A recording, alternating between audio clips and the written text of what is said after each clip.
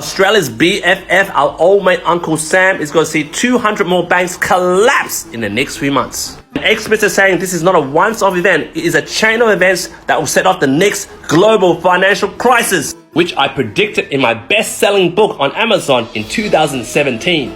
You purchased my book like most of you did. On page 14 it says, to let you know in a little secret, whether you like it or not, we now live in the midst of an upcoming global debt tsunami. Now, besides the obvious plug of my book, I'm going to ask you, how are you going to keep calm and mortgage on with that oncoming tsunami? Well, besides getting my book and learning all the repayment secrets to keep ahead of the banks, we got Australia doing this to Uncle Sam. Good old Lappy Dog Australia is going to spend $100 billion on submarine. Thank you for the $100 billion, Australia. We'll use that money to bail out our American banks. Haha, very nice. I don't know why Joe Biden sounds like Borat. That's how obscene the whole world global climate is. I mean, Australia is facing affordability issues. People have no place to live. People can't get into affordable homes. But we're spending $100 billion on 3 submarines to defend against my mother country, well, half mother country, I'm half Chinese, half Vietnamese, to fight China and defend against China.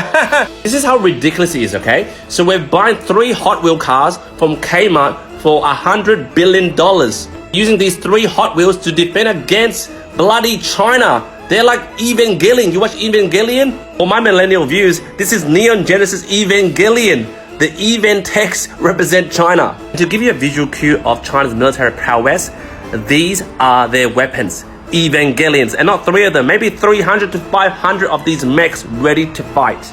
Bro, we bought this from America, and we're not even getting like 10 of these. We're getting 3 of these, not for $18, for $100 billion.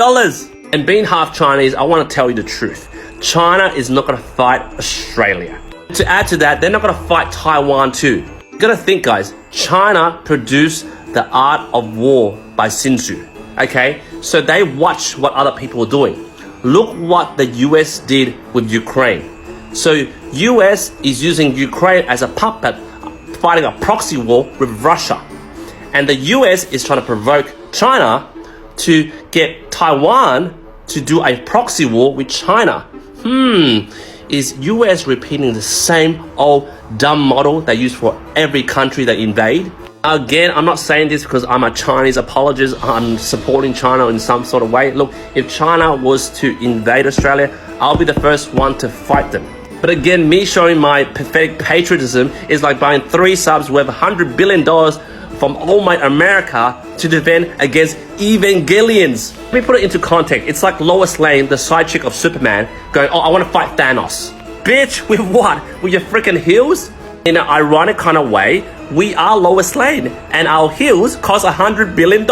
Imagine injecting $100 billion in terms of housing affordability for this generation. Again, I'm a person of action, so this is my solution to fight China. Go to the drawing board, and you have $100 billion, and you have old mate Uncle Sam over here, and you have the Hot Wheels subs, all right? Rather than paying $100 billion to build this crap that goes into the pocket of Uncle Sam, why don't you get this money and invest it into the people in Australia? Then use this money to invest into affordable housing so everyone can get a home. Get rid of the rental crisis. Then we can double down or triple down on the education given to this generation, the young generation. Maybe we can produce the next Mark Zuckerberg or the next Jeff Bezos. Maybe we can produce the next Shinji or Rei Anami if you watch the series. Telling you right now, just like the anime, Evangelions are produced in an environment that fosters genius and growth. If you have an environment that basically people are living on scarcity mindset, where I'm gonna live, I'm gonna pay my rent, or you leave the public or the younger generation thinking, why the F are we spending $100 billion on 3 Hot Wheel toys rather than us? I'm telling you right now, if you go to the west, in terms of Western Sydney, average house price is about $1.2 million. We keep doing what we're doing, which is on the same trajectory of being Uncle Sam's lapdog, teaching our younger generation to be okay to be a lapdog, to be a consumer, not an entrepreneur. Be a freaking consumer for Uncle Sam. And in the next 5, 10, even 15 years, house prices, I would say in the next 15 years, when your kids grow up and they're 18, maybe $10 billion. $10 million for an average house in Western Sydney and Campbelltown. And you know why? Because we're effing busy paying off the $100 billion for the 3 Hot Wheels. Okay, very long video, I know, but here's my solution. We don't spend this $100 billion into Uncle Sam's pocket.